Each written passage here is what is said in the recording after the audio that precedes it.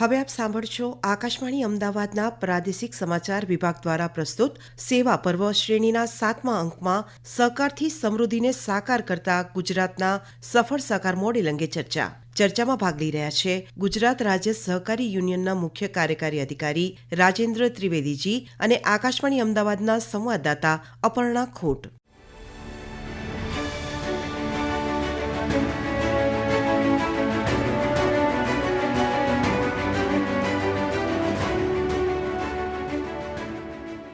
નમસ્કાર શ્રોતા મિત્રો, સ્વાગત છે આપ સૌનો સેવા પર્વ શ્રેણીના આજના 7મા અને છેલ્લા અંકમાં, જેમાં આજે આપણે વાત કરીશું સહકારથી સમૃદ્ધિને સાકાર કરતા ગુજરાતના સફળ સહકારી મોડેલ વિશે.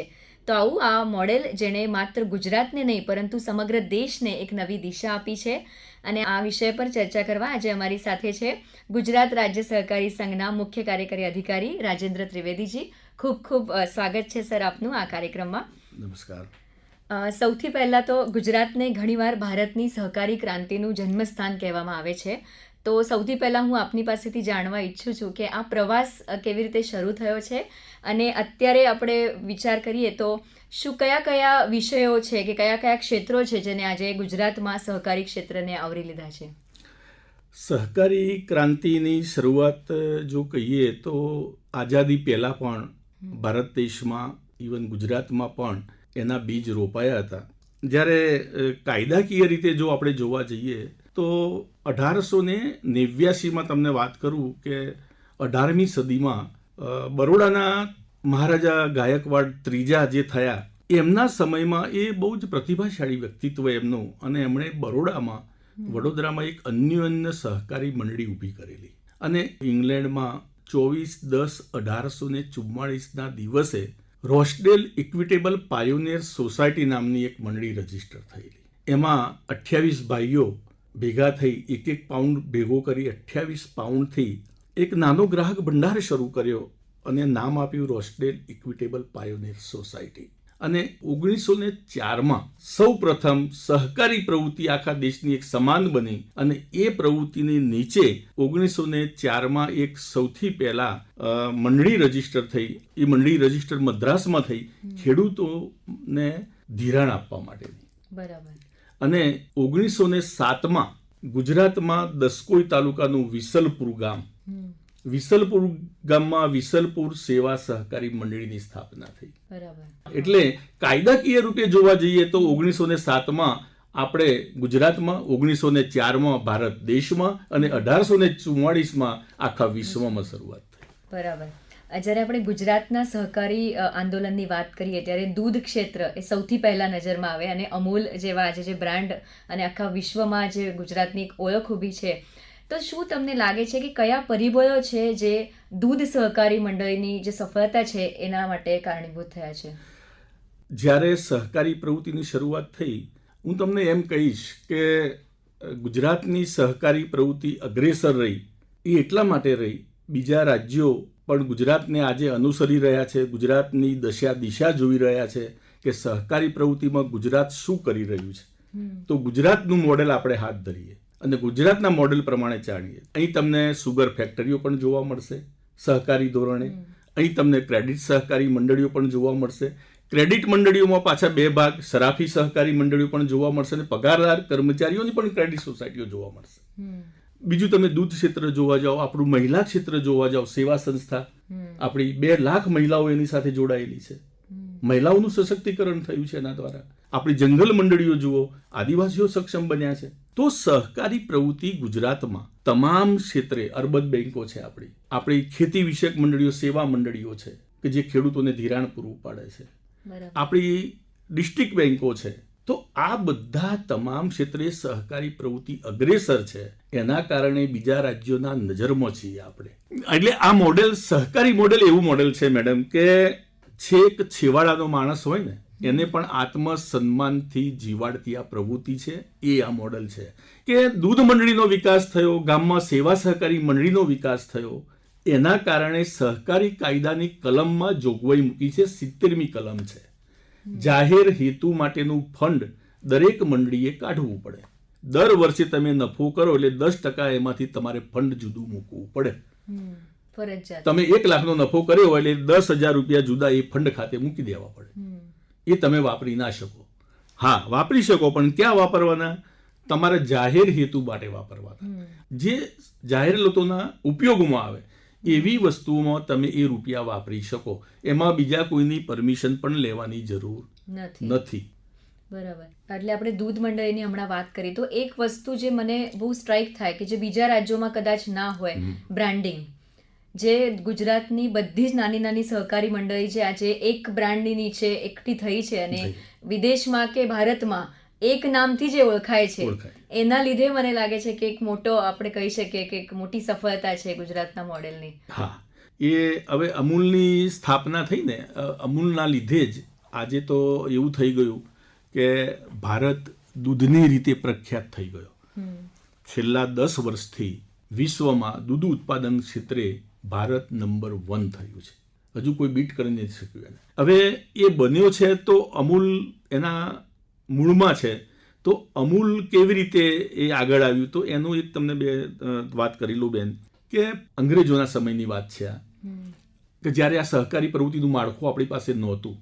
એ સમયમાં પોલસલ કરીને એક પારસી ડેરી ચલાવે અને એની ડેરીમાં ખેડા અને આણંદ જિલ્લાની આજુબાજુના ગામોમાંથી દૂધ એકઠું કરવાનું કામ કરે. એ સમય એવો હતો કે જ્યારે આપણા કે દૂધવાળા એકબીજાને દૂધ આપે તો સામેવાળા કંઈક બીજું આપે, પણ આ રીતે સહકારથી આપણું આખું ચાલતું. ગામમાંથી આખું કંઈ બહાર જાય જ નહીં, અને ગામમાં જ ખેડૂત હોય તો ખેડૂત અનાજ ઉત્પાદન કરે, એ ગામનો વાણિયો હોય, હા, ગામના દુકાન હોય વાણિયાની, તો વાણિયાની દુકાનથી બધું કરિયાણું લાવે ને સામે અનાજ આપી આવે. તો એ રીતે ગામમાં ઓજારો બનાવતો હોય માણસ, તો એ ઓજારો બની આપે અને ખેડૂત પાસે એને થોડું અનાજ આપે, એમ કરીને એને પોતાનો રોટલો નીકળી જાય. તો આવી એક વ્યવસ્થા ગોઠવાયેલી હતી. એના કારણે આ પોલ્સને શું કર્યું કે એને ઇજારો મળી ગયો એટલે એણે લોકોનું શોષણ કરવા માંડ્યું. શોષણ એ રીતે કરે કે ભાવ ઓછા આપે, પૈસા પૂરતા આપે નહીં, પછી વજનમાં એને વધારે લુચ્ચાઈ કરવા માંડી. આ રીતે કરીને આવું બધું શોષણ થવા માંડ્યું. પણ એમાં જે સારા માણસો હતા, એમાં એક ત્રિભુવન કિશીભાઈ પટેલ કરીને આગેવાન પટેલ, એમના ધ્યાનમાં આ બધું આવ્યું ને બધા ભેગા થઈને એમણે નક્કી કર્યું કે સાલું આ પોલ્સન આપણું બહુ શોષણ કરે છે, એમ આપણે કંઈક વિચારવું જોઈએ આપણા ભાઈઓ માટે. અને પછી આખું એક મંડળ મોરારજીભાઈ સાથે બધા ભેગા મળીને સરદારને મળ્યા, અને સરદારે ત્યારે એક ગુરુ મંત્ર આપ્યો, અને એ ગુરુ મંત્ર એવો આપ્યો કે તમે કોઈ સહકારી મંડળી ઊભી કરો. ત્યાંથી આ શરૂઆત. અને આ ગુરુ મંત્ર લઈને આ લોકો પાછા આવ્યા. પાછા આવીને આણંદ જિલ્લાનું એક સામરખા ગામની બહાર એવું નક્કી કર્યું કે આવતીકાલથી આપણે પોલ્સનને દૂધ નહીં ભરીએ, નહીં આપીએ, અસહકાર કરી દઈશું, દૂધ આપણે ઢોળી દઈશું, કૂતરાઓને પી દઈશું, પણ એને દૂધ નહીં આપીએ આપણે. બધા મક્કમ થઈ જાઓ. અને બધા મક્કમ થયા, અને એમાં પોલ્સન ડેરી તૂટી ગઈ, અને એક નવી મંડળીની રચના થઈ. અને એ મંડળીની રચના થઈ એટલે 2 ગામ સૌથી પહેલાં સભાસદ બન્યા, હાડગુડ અને ગોપાલપુર. એ 2 ગામમાંથી 80 લીટર દૂધ આવવા માંડ્યું. એની શરૂઆત કરી, અને આજે અમૂલમાં આખા ગુજરાતમાંથી 44 લાખ લીટર દૂધ GCMF મેળવે છે. અને છેલ્લા એકચ્યુઅલી 11 વર્ષમાં, એટલે આપણે એક દાયકાની વાત કરીએ તો સહકારી પ્રવૃત્તિનો વ્યાપ ઘણો વધી રહ્યો છે, અને ઘણા બધા બદલાવો પણ આપણે સહકારી ક્ષેત્રમાં જોઈ રહ્યા છીએ. એક અલાયદું મંત્રાલય સહકારિતા માટે ખાસ બનાવવામાં આવ્યું છે. તો આ બધા બદલાવોને આપ કેવી રીતે જુઓ છો? હું હવે એવું માનું છું કે ભારત એ સોનાનો ચીડિયા કહેવાતી હતી. હું હવે આગળ એવું વિચારું છું આગલા ભવિષ્યમાં કે સહકારી પ્રવૃત્તિ માટે સોનાનો સૂરજ ઉગ્યો છે અત્યારે. અને સહકારી પ્રવૃત્તિ જ તમે જોજો, એક દિવસે આ વિશ્વગુરુ જે મોદી સાહેબ કહી રહ્યા છે કે સહકાર સે સમૃદ્ધિ અને વિશ્વગુરુ, તો એ સહકારી પ્રવૃત્તિ જ આપણને લઈ જશે ત્યાં. તમે જો કોરોનાનો સમય તમે લઈ લો ને, કોરોનાના સમયમાં 2 મહિના સુધી લોકડાઉન પડી ગયું, બધાના ધંધા રોજગાર બધું ઠપ થઈ ગયું, પણ ગામડાનો ધંધો, આપણો દૂધનો ધંધો ચાલુ રહ્યો. ભેંસોને રોજ દોવાની, દૂધ પાછું પહોંચાડવાનું, અને રોજ આપણને દૂધ મળ્યું. તો આ આખી ચેનલ કેમ નહીં ચાલી? એક સહકારી પ્રવૃત્તિનું આખું માળખું, ગ્રામ્યથી લઈને છેક અમૂલ સુધીનું. એના કારણે આખા ગુજરાતમાં કોઈને પણ દૂધની તકલીફ ના પડી. પ્રાથમિક ધિરાણ મંડળીઓ, જેને આપણે પેક્સ કહીએ છીએ, ઉદ્યોગ સાહસિક હોય કે ખેડૂત હોય, એના માટે બહુ મોટો આધાર છે. તો ગુજરાતમાં છેલ્લા વર્ષોમાં પેક્સને વધુ મજબૂત કરવાની દિશામાં શું કામગીરી થઈ છે? કારણ કે હા. આ સરકાર પેક્સને મજબૂત બનાવવાની વાત કરે છે. હા, હવે 70% વસ્તી ભારત દેશની જો ખેતી પર નભતી હોય તો આટલા મોટા સમૂહને જે કંઈ જરૂરિયાતો છે એ પૂરી પાડવી એ સરકારશ્રીના ધ્યાને આવીને તો આ ખેતી મંડળીઓ જે આપણી પેક્સ મંડળીઓ છે એ પેક્સ મંડળીઓને મજબૂત બનાવવા માટે સરકારશ્રીએ છેલ્લા 10 વર્ષમાં ઘણા બધા પગલાં લીધા છે. તમે જુઓ કે છેલ્લા 10 વર્ષથી ખેડૂતોને જે ધિરાણ મળતું હતું તો સૌથી પહેલાં સરકારે 2 લાખ રૂપિયાની વ્યાજમુક્ત કર્યું કે ભાઈ તમે 2 લાખ સુધીનું ધિરાણ લો તો તમને તમારે કોઈ વ્યાજ નહીં ભરવું પડે. ગામડાને ખેડૂતને સક્ષમ બનાવવાનું આ એક પહેલું પગલું એ લીધું. બીજું પગલું સરકારે સાથે સાથે એ કર્યું કે ભાઈ ખેતી માટેના જે ઓજારો છે તો ઓજારોના ટેક્સ ઘટાડી દીધા કે એમાં કોઈ ટેક્સ ના લાગે અને એમને એની પણ લોનથી મળે. માનો કે ટ્રેક્ટર જોઈએ છે તો ટ્રેક્ટર પણ એમની પણ લોન આપવાની, લોનની સાથે એમને સબસિડી પણ ચાલુ કરી. પછી તમે ઇલેક્ટ્રિક પાવર આપણે બોર પાણી ખેંચવું હોય તો બોર કે લાઇટ જોઈએ તો સરકારે એમાં પણ રાહત મૂકી. એટલે સરકારે દરેક ક્ષેત્રમાં ખેડૂત કેવી રીતે બેઠો થાય, ખેડૂતને 2 પૈસા વધારે કેવી રીતે મળે, એનો જે પાક છે એનું મૂલ્યવર્ધન કેવી રીતે સારી રીતે થાય અને એ ખેડૂત જે છે એનો જે પાક છે એ પાક વધારે કિંમતે કેવી રીતે વેચાય એ પણ વ્યવસ્થા ખૂબ સારી રીતે કરી.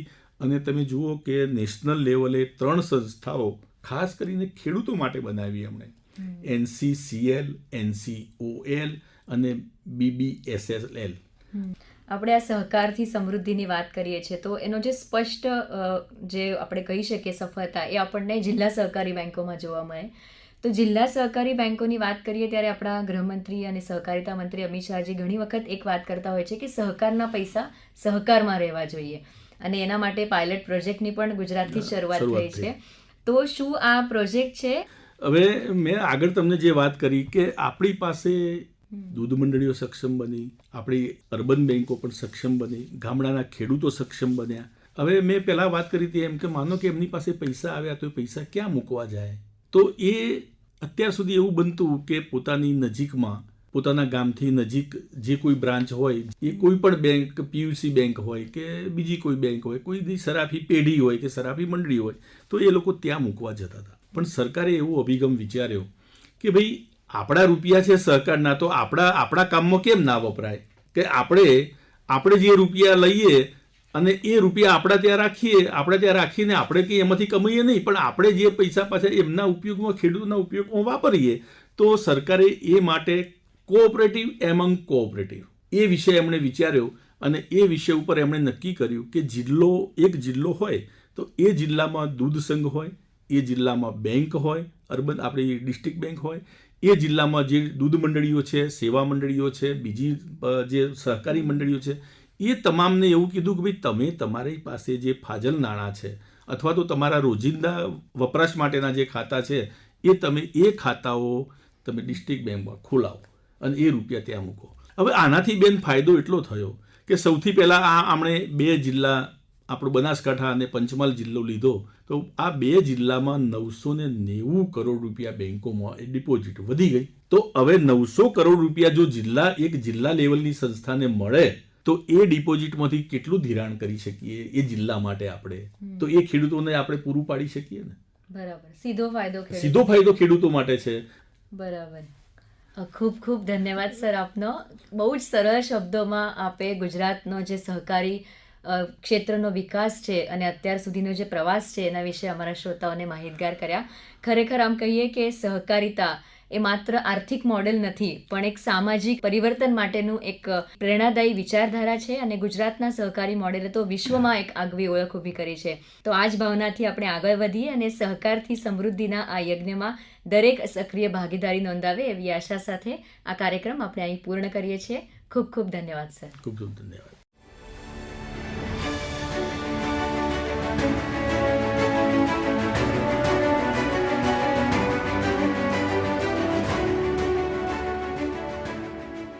હમણાં જ આપ સાંભળી રહ્યા હતા સેવા પર્વ શ્રેણી અંતર્ગત સહકારથી સમૃદ્ધિને સાકાર કરતા ગુજરાતના સફળ સહકાર મોડેલ અંગે ચર્ચામાં ભાગ લઈ રહ્યા હતા ગુજરાત રાજ્ય સહકારી સંઘના મુખ્ય કાર્યકારી અધિકારી રાજેન્દ્ર ત્રિવેદી અને આકાશવાણી અમદાવાદના સંવાદદાતા અપર્ણા ખૂંટ. પ્રસારણ આકાશવાણીના અમદાવાદ વડોદરા કેન્દ્ર પરથી કરવામાં આવ્યું.